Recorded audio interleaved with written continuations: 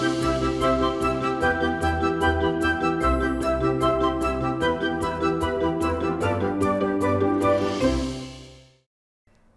And welcome. मैं हूं प्रियंका संभव। हर शाम को 4 बजे मैं पर्सनल फाइनेंस पे ये खास शो लेकर आती हूं जिसमें हम आपके सवालों का जवाब देते हैं, पर्सनल फाइनेंस के एक टॉपिक पर बात करते हैं, एक्सपर्ट से उसे और अच्छी तरीके से समझने की कोशिश करते हैं।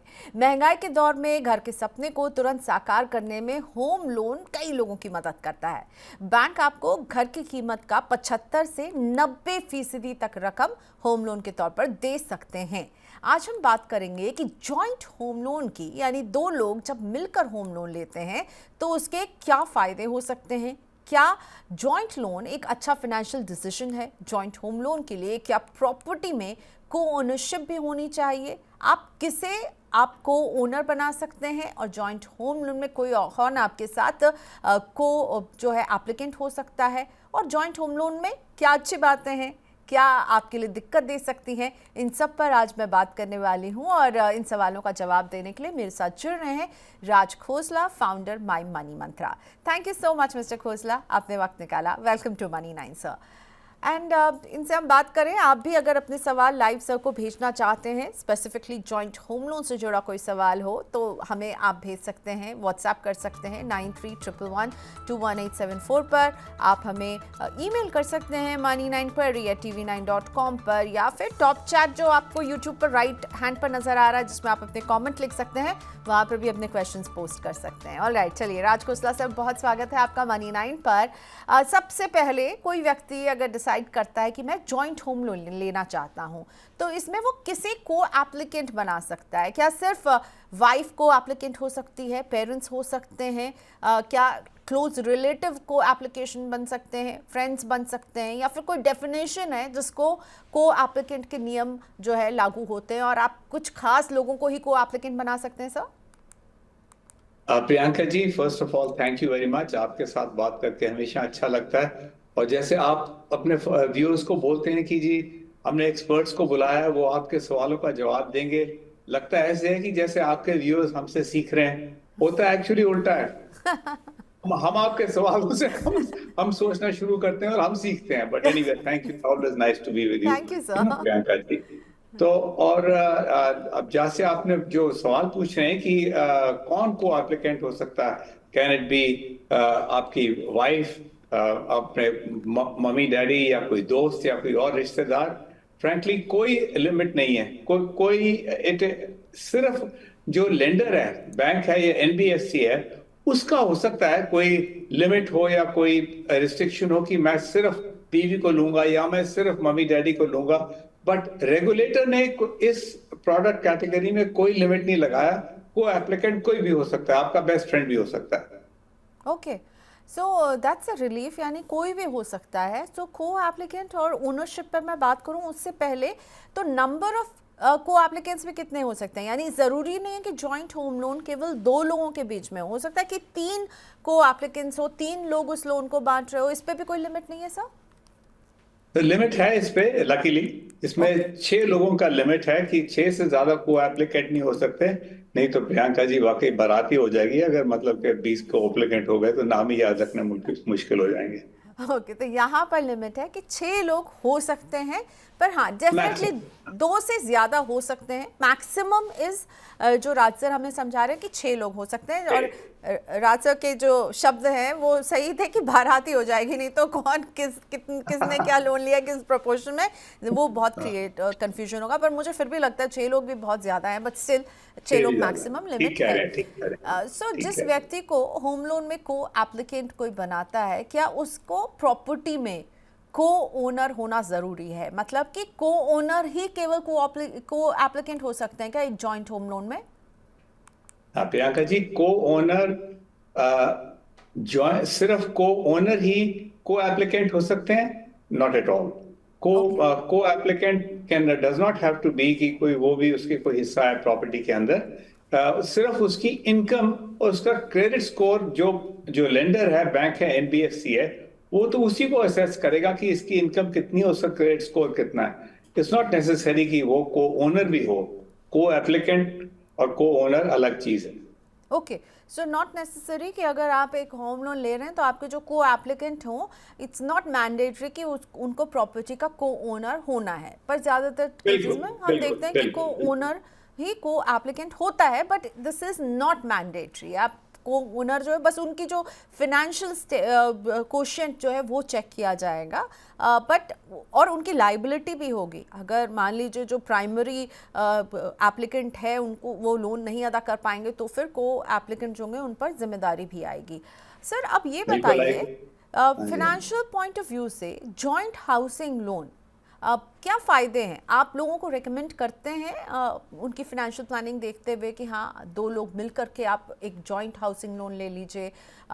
मतलब आपको क्या लगता है इसमें फ़ायदा होता है? दोनों जो लोन की दोनों पार्टीज होती है जो लोन लेते हैं, को बोरोअर्स। प्रियंका जी, इसमें ना कोई जनरल चीज तो है नहीं, वन साइज फिट्स ऑल वाला जवाब तो है नहीं कि बिल्कुल फायदा होगा या बिल्कुल नुकसान होगा। It depends on each person की भी मेरी सिचुएशन क्या है। आई मीन, अगर तो ये है कि मेरे पास मेरी एंटाइटलमेंट ही सिर्फ मान लो 50 लाख की है, और मेरे मेरे पास आया हुआ है कि मैंने तो 1.5 करोड़ का घर ही खरीदना है, मेरे को 3 बेडरूम हाउस ही चाहिए, उसके बगैर मेरा गुजारा नहीं होता, तो आपको ये को एप्लीकेंट लेना ही पड़ेगा, नहीं तो आप अपनी प्रॉपर्टी वो ले ही नहीं सकते। और इस चीज में ये है कि जितना आपकी एम्बिशन होगी कि मैं कितनी बड़ी प्रॉपर्टी लूं, और आपकी जितनी एंटाइटलमेंट है उसका जो गैप है अगर, तो वो तो को एप्लीकेंट ही फिक्स कर सकता है। तो दैट इज एडविजिबल। अब इसमें अच्छी बात बुरी बात वाली चीज नहीं है। It is more question of कि आपकी जरूरत क्या है और आपने उसको कैसे फुलफिल करना है। ओके, सो आपकी फिनेंशियल स्टैंडिंग, आप किस तरह का घर खरीद रहे, इन सब से ये तय होता है कि भाई आप जॉइंट होम लोन ले या नहीं। सो क्या जॉइंट होम लोन में अगर दो एप्लीकेंट्स होते हैं, फर्स्ट एप्लीकेंट अगर एक लेडी होती है तो क्या बैंक होम लोन के इंटरेस्ट रेट में आपको छूट दे सकते हैं? बिकॉज विमेन को जो उनके लिए इंटरेस्ट रेट कम होता है। तो मान लीजिए कि दो लोगों ने घर खरीदा, वाइफ एंड हस्बैंड ने, वाइफ फर्स्ट एप्लीकेंट है, एंड सिमिलरली सर अगर वाइफ सेकंड भी एप्लीकेंट होती हैं और हस्बैंड अगर फर्स्ट एप्लीकेंट होते हैं, तो क्या जो विमेन को जो एक रियायती दर मिलती है वो मिलेगी नहीं मिलेगी जॉइंट होम लोन के केस में? फर्स्ट सेकंड एप्लीकेंट में फ्रैंकली इतना कोई है नहीं। It's more a question of कि वो प्रॉपर्टी में को ओनर है कि नहीं। क्योंकि ये जो रियायत देनी है, जो आप बोल रहे हैं कि थोड़ा 10% का, अगर 8.75 रेट ऑफ इंटरेस्ट है तो 8.65 मिलेगा, बिकॉज एक lady is a co-owner of the house. So it is more a question of कि वो to promote ownership of property in the case of ladies कि ये रियायत दी गई है, और इसमें इतना फर्क नहीं पड़ेगा कि फर्स्ट एप्लीकेंट कौन है या को एप्लीकेंट कौन है। It's more a question of कि प्रॉपर्टी में हिस्सेदार होनी चाहिए लेडी, तो ये फिर आपको 10 पैसे का फर्क रियायत मिल सकती है होम लोन रेट के अंदर। ओके, सो अराउंड 10% का, मैं 10% का नहीं नहीं सॉरी, मैं थोड़ा सा मेरे को ज्यादा एक्सप्लेन करना चाहिए था। अगर 8.75 नॉर्मल रेट है तो 8.65 पे 10% मींस 10 पैसे का बेसिस हाँ, 10 पॉइंट्स का basis अंदर points एक कंसेशन मिल जाएगा। लेकिन इसमें विमेन जो है वो को एप्लीकेंट होने से कोई ज़्यादा फर्क नहीं पड़ने वाला है। वो उनको घर के वो को ओनर हैं या नहीं, वो डिसाइडिंग फैक्टर होगा। उनकी ओनरशिप में अगर हिस्सेदारी होगी तो कंसेशनल इंटरेस्ट रेट आपको होम लोन पर मिल जाएगा।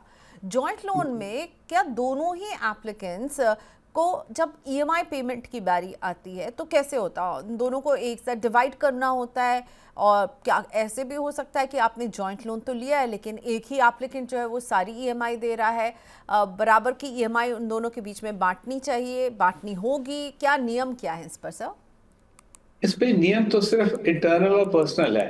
एज फार एज जो लेंडर है जिसने पैसे दिए हैं, बैंक है या एनबीएफसी है, उसका कोई लेना देना नहीं है कि आप दोनों ईएमआई की रीपेमेंट कैसे कर रहे हैं, आधी आधी कर रहे हैं, 1 क्वार्टर 3 क्वार्टर कर रहे हैं, या एक ही आदमी कर रहा है। उसको है कि जो मेरी ईएमआई है उसकी पूरी वसूली उसे चाहिए, और अगर वो नहीं होगी तो फिर वो जाके किसी में से एक या दोनों को पकड़ेगा, जरूरी है। बट ईएमआई कौन चुकता रहा, कौन भर रहा है, कितने किस रेशियो में भर रहे हैं, ये सिर्फ बोरोज के ऊपर है। ये उनका अपना नियम है आपस में या अरेंजमेंट है। Lender has nothing to do with it. So ना ही कोई ऐसे रूल है कि आपको इतना करना ही है, there is no rule to it as well.